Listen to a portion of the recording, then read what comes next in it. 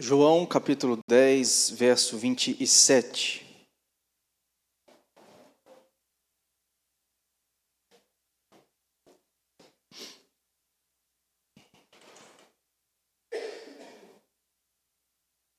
Eu gosto muito, meus irmãos, da figura do pastor na Bíblia.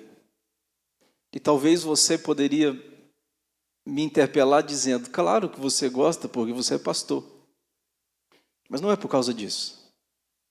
Eu gosto dessa figura do pastor na Bíblia porque o Senhor Jesus não diz eu sou o bom apóstolo, o Senhor Jesus, falando dele. O Senhor Jesus não disse eu sou o bom patriarca, mas Jesus, quando foi denominar-se, ele diz eu sou o bom pastor. Eu acho essa figura exponencial. Abraão foi de alguma forma pastor, Moisés, Davi, cuidava de ovelhas. Tudo isso era uma sombra do grande pastor, o Jeová Rafa, o Senhor Jesus. E todo pastor tem ovelha. E o Senhor Jesus, como bom pastor, tem as suas ovelhas, que nenhuma se perde. Esse texto é talvez o texto mais intenso para falar sobre uma doutrina que a gente estuda, conhece, chamada de perseverança dos santos. A perseverança dos santos nada mais é do que dizer que, uma vez salvo, salvo será para sempre. Uma vez que você se tornou ovelha, ovelha você será para sempre. O Deus que te salva é o Deus que te mantém salvo. O Deus que te salva é o Deus que te mantém salvo. E este é um dos textos que sustenta essa verdade. Vejamos o verso 27. As minhas ovelhas ouvem a minha voz, eu as conheço e elas me seguem. Eu lhes dou a vida eterna. Quando perecerão? Jamais perecerão, diz o texto. E ninguém as arrebatará da minha mão. Aquilo que o meu Pai me deu é maior do que tudo. E da mão do Pai ninguém pode tirar, arrebatar. Eu e o Pai somos um. Senhor, ajuda-nos, por favor, ao meditarmos nessa passagem nesta manhã. Que para a glória do Senhor, nosso conhecimento seja ampliado a respeito desta doutrina tão importante, tão relevante, tão suprema para o nosso coração. Em nome de Jesus, amém. A nossa temática, meus irmãos, nesta manhã é Deus não solta a sua mão. Deus não solta a sua mão. É outra forma de dizer sobre a perseverança dos santos. Tem um hino que nós cantamos no nosso inário, se a gente tiver tempo, o pessoal do inário, Carol e banda, se tivermos tempo, vamos tentar cantar ele depois. Se não tiver, tudo bem. O 144. O 144 tem duas estrofes que eu acho assim, fantásticas. A primeira estrofe diz que segurança tenho em Jesus, pois nele gozo, paz, vida e luz. Com Cristo herdeiro, Deus me aceitou mediante o Filho que me salvou. Aí a última estrofe é: firmado em Cristo, no seu amor, estou contente em meu Salvador. Esperançoso hei de viver, por Jesus Cristo, por seu poder. Esse hino fala da segurança do crente. A segurança do crente não está num cofre, num banco, num bolso, numa conta bancária. Esse hino diz que a segurança do crente está em Jesus. Talvez uma das perguntas que surgem no decorrer da caminhada cristã é: pastor, será que eu vou conseguir perseverar até o fim? Eu não sei se você já teve esse medo. É comum esse medo, natural. Será que vai chegar uma hora que eu vou vacilar? Não. Será que vai chegar um momento que eu vou abandonar? Não. O que é interessante nesse texto, esse texto não exalta a força da ovelha. Esse texto exalta a força do pastor em segurar a ovelha. O texto não destaca o mérito da ovelha. O texto destaca o mérito do pastor que não abre mão da ovelha. Você pertence a Deus porque Cristo sustenta você. Algumas frases, antes da gente entrar no texto.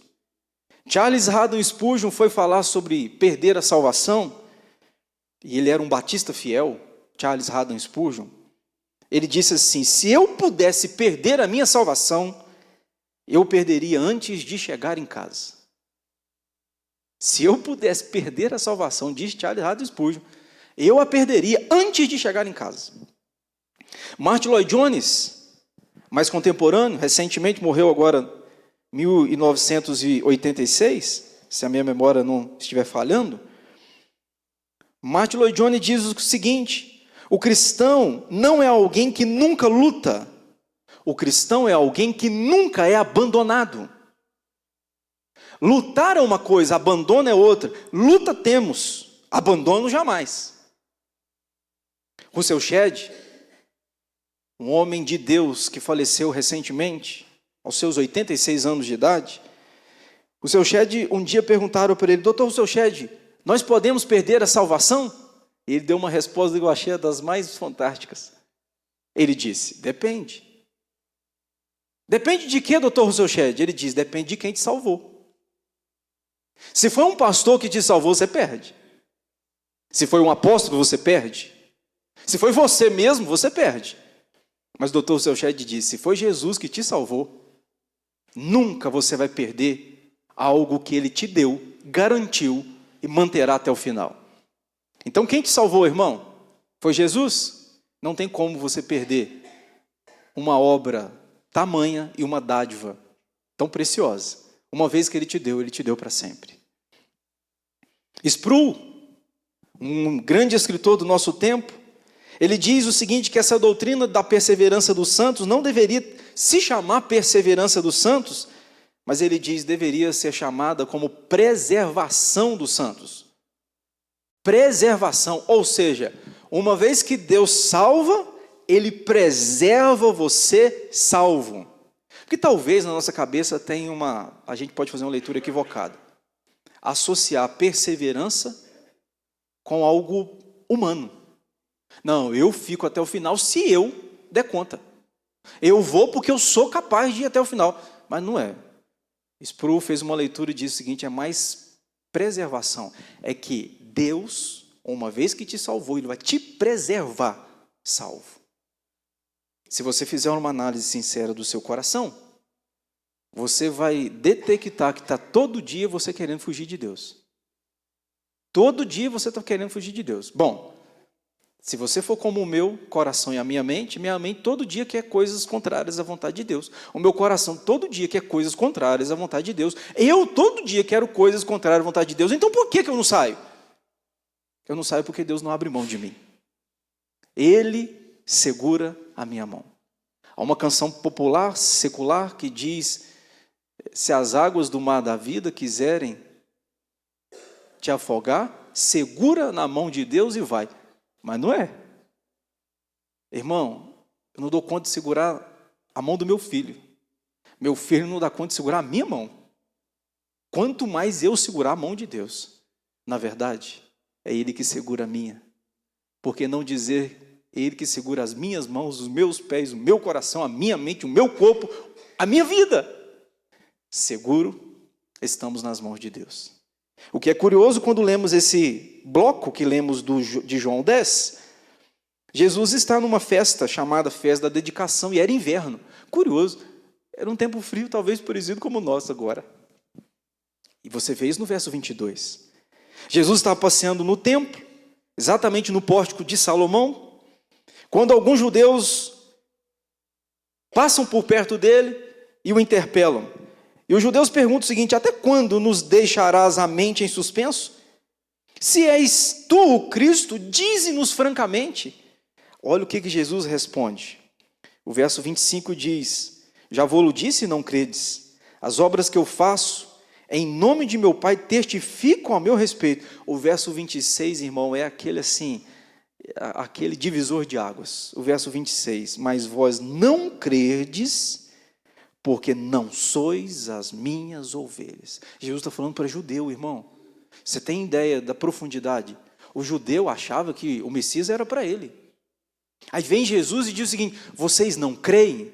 Vocês não são ovelhas, vocês são judeu. Mas para crer tem que ser ovelha. E vocês não dão conta de ser ovelha, porque vocês não fazem parte do meu rebanho. Vocês não creem porque vocês não são. Aí entra o verso 27, que as minhas ovelhas ouvem a minha voz. Eu as conheço e elas me seguem. Eu separei então 3 verdades para o nosso coração nessa manhã. Primeiro, Deus não solta a sua mão porque você pertence a Ele. Deus não solta a sua mão porque você pertence a Ele. O verso 27 diz: as minhas ovelhas. As minhas ovelhas. Ele não está dizendo algumas ovelhas, ele não está dizendo certas ovelhas, mas ele está dizendo: eu tenho as minhas ovelhas, elas são propriedades minhas. Sabe o que Jesus está dizendo? Que antes de você buscar Cristo, Cristo buscou você. Antes de você amá-lo, Ele amou. Antes de você escolhê-lo, Ele o escolheu. Então a obra da salvação começa em Deus para a gente. É do céu para a terra. É do perfeito para o imperfeito. É de cima para baixo, irmão. Sabe o que o texto está dizendo? As minhas ovelhas. Jesus está dizendo: você é meu. Eu não abro mão de você. Nenhum pastor quer perder alguém do seu rebanho. E por mais que um pastor terreno perca ovelhas, o pastor celestial, o bom pastor, não perde uma sequer do seu rebanho. Mas 3 verdades dentro desse tópico. Percebam as características da ovelha. Primeiro, é que as ovelhas ouvem a voz de Cristo. As minhas ovelhas ouvem a minha voz. Eu estava vendo um vídeo, a gente não tem a prática de cuidar de ovelhas, nossa região é outra coisa, é outra área, né? Mas existem regiões que se cria, se cuida de muitos rebanhos, muitas ovelhas. Eu estava vendo um vídeo, um pastor que tinha centenas de ovelhas, e ele pediu a um rapaz, está no YouTube, ele pediu ao rapaz que estava ali o acompanhando, dá um grito, convidando as ovelhas. E aí o rapaz que estava acompanhando gritou, falou em outra língua, mas o que disse é: vem ovelhas! Nenhuma. Elas continuaram fazendo o que estava fazendo. O pastor delas deu o mesmo grito: vem ovelhas! Elas levantaram a cabeça, começou a sair um bando, e ovelha, você sabe, onde está indo uma, vai a tropa. Se uma tomar a iniciativa, vai todo mundo. Você sabe que ovelha é o seguinte: se tiver um precipício ali fora, aqui tem 100 ovelhas, tem um precipício ali. Uma foi, pulou, caiu. As outras eu acho que elas pensam assim: nossa, mas que interessante, vamos fazer também? Elas vão atrás. A ovelha segue o padrão da ovelha. Ela copia, ela vai na mesma onda. Então a ovelha é muito sim. Quando aquele pastor deu o grito: ovelhas, venham! Uma levantou a cabeça, de repente as outras, e todas que ouviram a voz do seu pastor, identificaram, obedeceram. Você sabe que a gente tem 2 coisas na vida da gente que são únicas, né? Todos nós temos a digital, a nossa digital é única, e você sabe que o seu timbre de voz também é único. Nós temos um tom de voz. Alguém liga para você, e só de você falar: eu tive um problema agora no banco, essa semana, minha conta foi bloqueada. Aí liguei lá, a menina falou: pastor, posso te ligar? Aí eu falei: pode. Ela me ligou e falou: não, pastor, só queria ver se é o senhor mesmo. Eu não disse que era eu. Ao ouvir a minha voz, ela percebeu que era eu. Porque a voz da gente fala sobre a gente. Ela comunica quem nós somos. A ovelha sabe a voz de Cristo, irmão. A ovelha sabe o que é de Deus e o que não é de Deus. Elas ouvem a voz. Segundo, o texto bíblico no verso 27 diz assim: as minhas ovelhas ouvem a minha voz, eu as conheço. Irmãos, talvez aqui seja a coisa mais gostosa desse texto, pelo menos na minha opinião. Você sabia que Jesus conhece você? Eu as conheço. Ele sabe quem somos, o que falamos, o que vestimos, o que pensamos, o que sentimos. Ele nos conhece. Eu lembro-me de Zaqueu, o publicano, quando Jesus olha para ele e diz: Zaqueu, desce depressa. Bom, como é que o senhor sabe o nome de Zaqueu, Jesus? Zaqueu, antes de você conhecer a mim, eu conheço você. Eu te chamo pelo nome. Eu lembro de Maria Madalena, aquela do túmulo. Foi visitar lá o túmulo. A Maria, quando Jesus olha para ela, diz: Maria, Maria, eu conheço você, Maria, eu sei quem você é, eu sei o seu nome. Meus irmãos, Ele nos conhece pelo nome. A gente não é conhecido por muita gente, mas somos conhecidos pelo Senhor. As minhas ovelhas me ouvem, e diz Jesus, eu as conheço. Ele nos conhece. Mas a terceira verdade dentro desse bloco é que diz o texto bíblico que elas me seguem. Você quer saber se você é ovelha? Aqui está um teste assim, simples, mas eficiente. Pastor, como eu sei se eu sou ou não ovelha? A quem você ouve? As minhas ovelhas ouvem a minha voz. Você ouve a voz de Cristo. Segundo, a quem você segue? Diz o texto bíblico, eu as conheço e elas me seguem. Então você anda ouvindo quem? Você anda seguindo quem? A gente está às margens aí da Copa do Mundo, né? E aí fizeram entrevista com alguns jogadores. Vocês sabiam que existem jogadores que são conhecidos em lugares que internet e televisão ainda não chegou? E eles conhecem o jogador? Meus irmãos, deixa eu dizer um negócio para você, nós precisamos conhecer Cristo. Nós precisamos ouvir Cristo. Mas a segunda verdade que eu quero chamar a sua atenção à luz desse texto é: Deus não solta a sua mão porque a salvação é obra dele. Vejamos o verso 28. Eu lhes dou a vida eterna. Bom, se você pode perder, por que Jesus está dizendo então que nos dá a vida eterna? Ele deveria dizer: eu lhes dou a vida temporária. Eu lhes dou a vida por algumas décadas. Se algo é eterno, é algo que não tem fim. Uma vez que Ele te deu para sempre. Agora, notem o segundo lugar. Eu lhes dou. O texto não diz eu lhes ofereço. Tem diferença, pastor, de dar e oferecer? Muita diferença. Eu posso chegar para o Bruno, que está aqui à frente, e dizer: Bruno, você quer essa Bíblia? E o Bruno, eu estou oferecendo a ele, ele pode dizer quero, ou ele pode dizer não quero. Um oferecimento depende de quem recebe. Mas Jesus não dizendo eu lhes ofereço, se você quer ou não, irmão. Jesus está falando eu lhe dou. Então dá é o seguinte: Bruno, toma, é sua. Então eu não estou perguntando se você quer, eu estou te dando. Ainda bem que Deus o faz assim. Porque se a salvação depender de nós e do nosso querer, irmão, sem ofensas, e eu estou nesse grupo, nós diríamos não toda hora. Senhor, não estou querendo esse negócio não, salvação, eternidade. Vamos pensar agora nesse tempo? Se eu quiser encher minha conta bancária, eu topo. Se eu quiser me dar saúde assim, sem doença, eu topo. Não filhos felizes, casa amada, eu topo. Mas salvação não. Irmão, Jesus está dizendo, eu dou. É uma dádiva, vem do alto. Não é salário, não é recompensa, não é conquista, é dádiva. Eu lhes dou a vida eterna. Pois é. Terceiro lugar.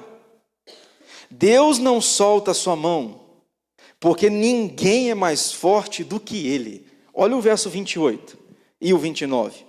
Eu lhes dou a vida eterna, jamais perecerão, e ninguém as arrebatará da minha mão. Perceba, a palavra ninguém aqui é um jogo de palavras no grego para dizer a mesma verdade repetida duas vezes. O texto está dizendo assim: nunca, jamais, sob hipótese alguma, perecerão. A tradução grega é: nunca, jamais, sob hipótese alguma, você vai perecer. Então pode levantar inimigo, pode levantar diabo, mundo, carne, um punhado de coisa que não tem jeito, você não vai perecer. E por quê? Não é porque eu sou forte, como diz o nosso irmão que eu comentei no início. É porque Deus preserva você e a mim no caminho, na salvação, no reino. É por causa de Deus.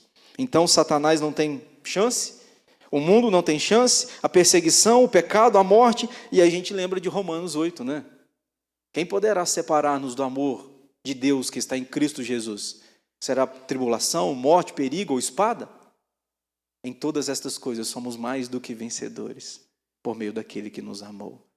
Então, irmão, quando a gente se torna de Deus, a gente é de Deus para sempre. Quando você tem um filho, você sempre vai ser pai dele, mesmo que esse filho fique rebelde. Uma vez que Deus me adotou como filho, eu sempre o terei como pai. Ele sempre será meu pai, mesmo que por algum momento rebelde eu fico. Mas ele não deixa de ser pai, mesmo de filhos rebeldes. Ravi essa semana, aliás, ele tem falado isso de vez em quando. Pai, deixa eu mandar aqui em casa. E aí, ele aproveitou que Cristo saiu na sexta-feira, ficamos nós dois. Ele falou, pai, ótima oportunidade para eu poder mandar, né? Eu falei, beleza, filho, então manda. Ele falou, manda. Vamos brincar? Vamos brincar. De quê? De futebol. De futebol. Deixei ele mandar. Gente, você tem que ver o prazer de ele falar e eu ceder. E aí depois eu falei, filho, agora é o seguinte, quem manda tem a coisa boa e tem a responsabilidade. Agora é o seguinte, eu te dar uns boletos, tá? Agora você vai ter que trabalhar, tá? Não, ué. Porque quem manda não é só bônus, tem os ônus. Presta atenção, irmão. Quando nós olhamos para esse texto, sabe por que Deus não solta a nossa mão? Engraçado, eu não sei por que está comendo as letras lá. Tem que ver isso depois. Carol, me ajuda lá depois. Quando eu estou fazendo, não está. Quando está pondo na tela, está comendo lá. Deus não solta a sua mão, porque ninguém é mais forte do que Deus. Bom, se Satanás pode tirar você das mãos de Deus, Satanás teria que ser mais forte do que Deus, mas Satanás não é mais forte. Satanás, não esqueça, é criatura. Satanás foi criado, foi anjo. Se rebelou. Mas anjo, criatura, tanto quanto eu e você, criados. Obviamente, somos criaturas humanas. Satanás é uma criatura celestial. Bom, para ele tirar eu das mãos de Cristo, ele tem que ser mais forte do que Cristo.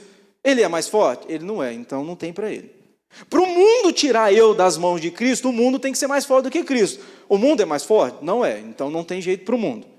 Para perseguição tirar eu das mãos de Cristo, perseguição tem que ser mais forte do que Cristo. Perseguição é mais forte do que Cristo? Não é mais forte do que Cristo, então não tem jeito para perseguição. Bom, aí você pensa, não pastor, mas a morte vai nos tirar das mãos de Cristo. Quem te disse? Quem te disse? Não esqueçamos de Romanos 8, nem a morte, nem a vida podem nos separar do amor. Pastor, então por que morremos? Morremos não é mais, um crente não morre como pagamento do seu pecado. Um crente morre por uma passagem para o outro lado. Na verdade, a morte para o crente é, filho, eu vou tirar você daqui para te colocar em outro patamar. É um prêmio. Pastor, como assim? Gente, vamos ler Salmo 116. Preciosa é aos olhos do Senhor a morte dos seus santos. Preciosa, mas por que Deus, o Senhor está dizendo que é precioso? Bom, precioso porque Deus é diferente de nós. Diz o texto bíblico, da mão do Pai, ninguém pode arrebatar. Então nós estamos cercados por 3 frentes, irmão. A graça de Jesus, o poder do Pai e a presença do Espírito Santo. Para nos tirar das mãos de Deus, precisa vencer a graça de Cristo, o poder do Pai e a presença do Espírito Santo. E aí eu desafio quem tem poder para fazê-lo. Agora, pastor, nós vamos agora chegar a algumas conclusões. Mas, pastor, tem gente que nega, né? Tem gente que cai, ratia, peca. Verdade. Pedro negou Jesus. Mas eu não quero que você esqueça dessa verdade. Jesus não negou Pedro.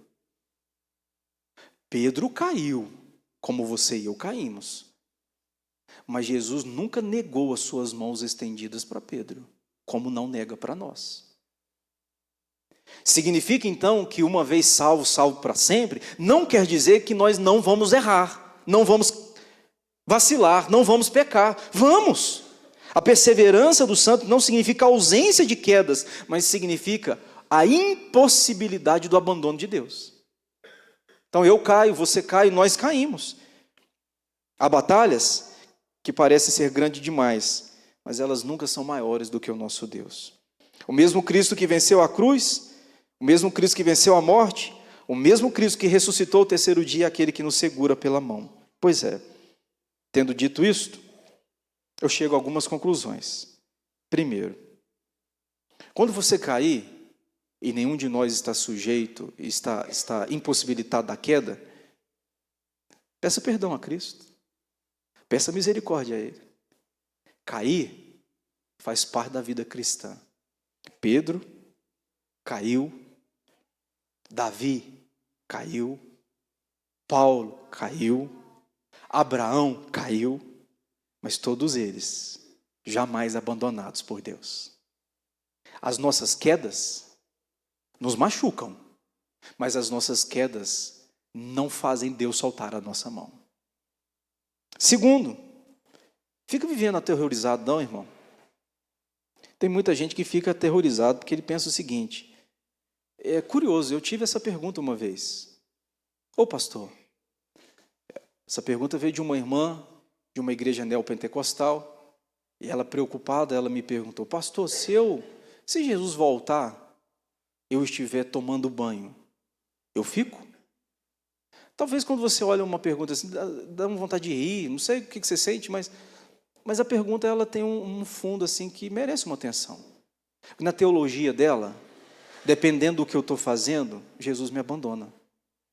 É forte. Isso tem causado angústia em muita gente. Pastor, e se eu tiver pecado, em pecado?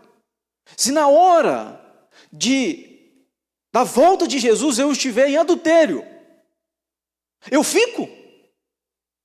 Pastor, e se na hora que Jesus voltar, o soar da trombeta, eu de repente estou falando um palavrão, estou contando uma piada imoral, estou pensando coisas erradas, de repente o meu coração está com desejo de coisas mundanas, pastor, então eu fico?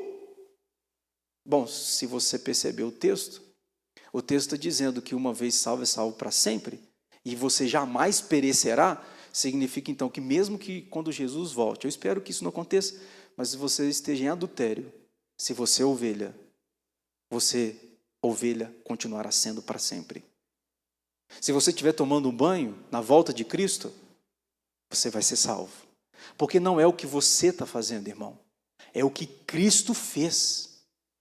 E eu não sei porque existem, inclusive, irmãos nossos, de outras denominações, que têm muita dificuldade com isso. Eu não sei o porquê, porque isso é tão glorioso. Porque pensar de outra sorte, pensar que você perde, é assustador. Aliás, à luz de Hebreus 6, se você depois quiser ler na sua casa Hebreus 6, se você crê que você perde a salvação, Hebreus 6 diz que uma vez que caíram, é impossível serem salvos.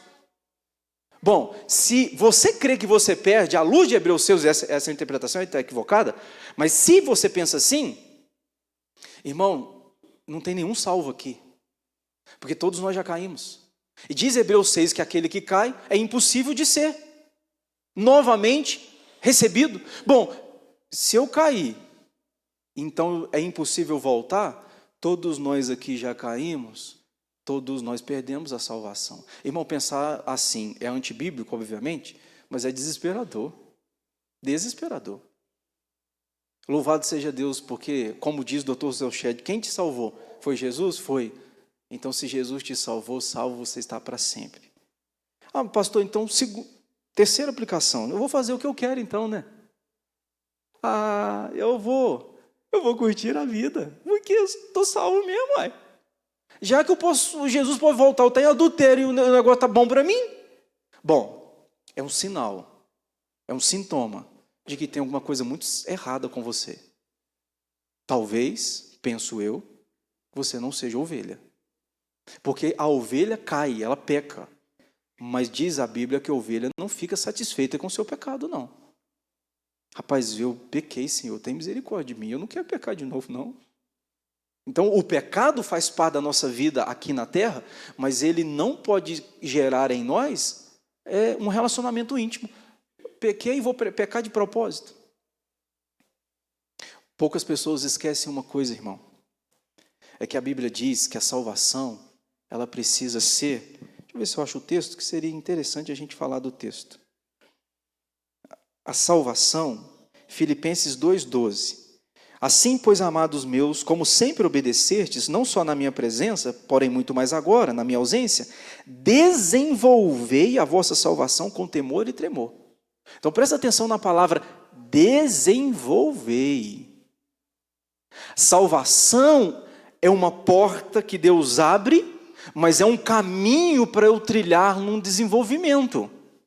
E talvez uma passagem que muito ilustra o fato de a salvação ser desenvolvida é a parábola do semeador. Percebam na parábola do semeador que a semente lançada é a mesma.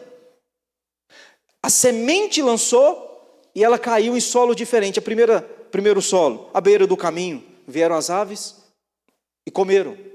A segunda semente, o segundo solo, caiu em solo rochoso. Logo recebeu com alegria, mas daqui a pouco a semente morreu. O terceiro terreno é que caiu entre os espinhos. Os espinhos crescem e depois sufocam. Ou seja, houve um tempo de crescimento até os espinhos crescerem e sufocar. E por último, o último solo é a semente que cai em boa terra. Irmão, nós não podemos esquecer que a salvação ela é um processo para ser desenvolvido. Tem muita gente que recebeu a mesma semente, e ele até está crescendo, mas está crescendo, daqui a pouco o espinho sufoca.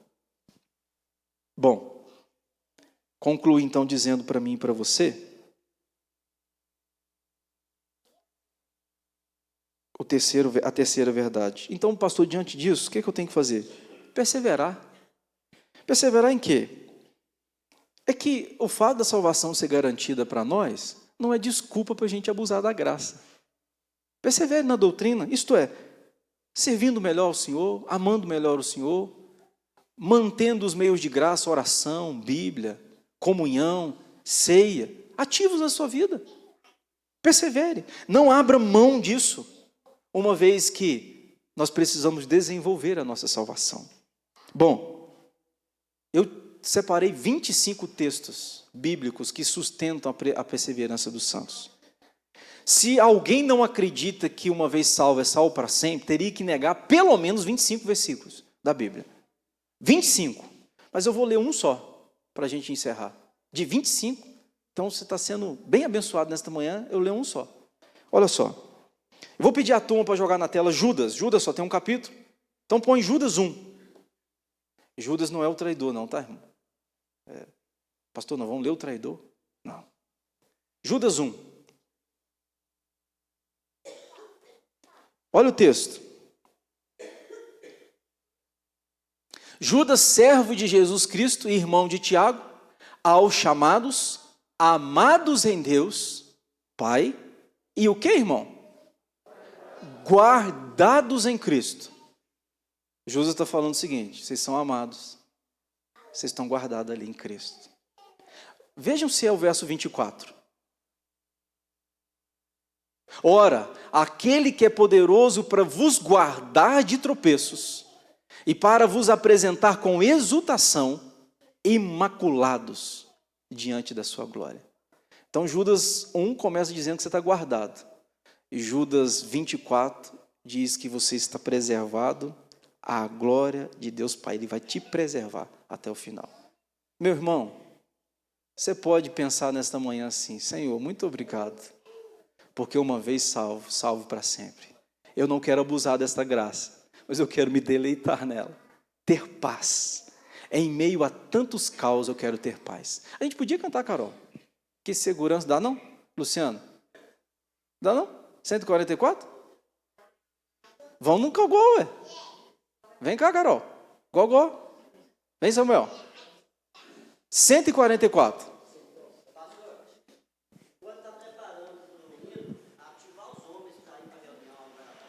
Muito bem. Acabando aqui, os homens salão, por favor. 140. Vamos ficar em pé, irmão? Vamos cantar no gogó. Então solta a sua voz aí, tá? Vamos lá.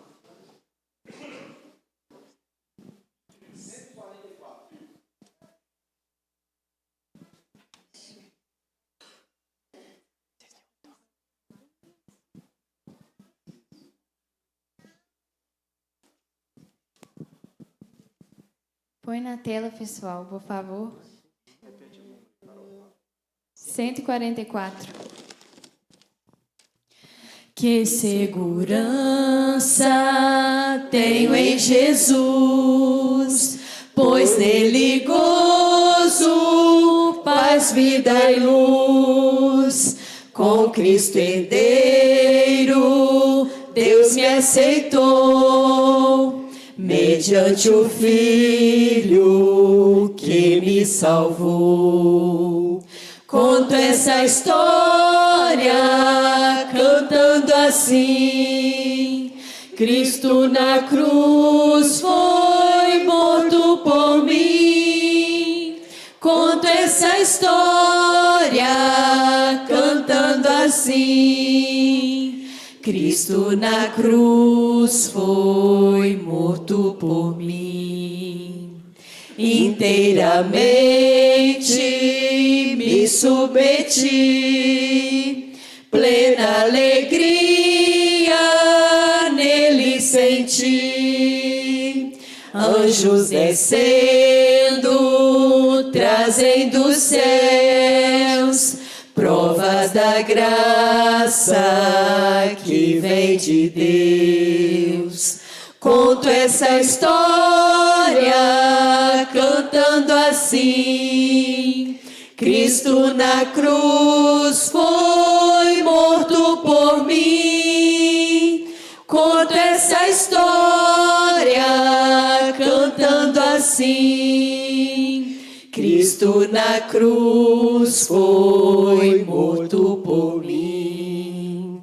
Firmado em Cristo, no seu amor, estou contente em meu Salvador, esperançoso hei de viver, por Jesus Cristo, por seu poder.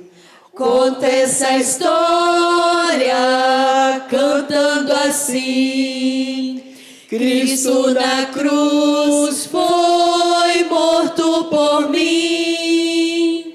Conta essa história cantando assim: Cristo na cruz foi morto por mim. Glória a Deus. Senhor, obrigado, porque em Cristo temos a salvação e temos a preservação de que seus seremos para sempre. Louvado seja o teu nome. Queremos ouvir a tua voz e seguir o Senhor, que é o nosso bom pastor. Louvado seja o Senhor, em nome de Jesus. Amém e amém. Queridos, Deus te guarde até a noite. Os homens, por favor, para o salão.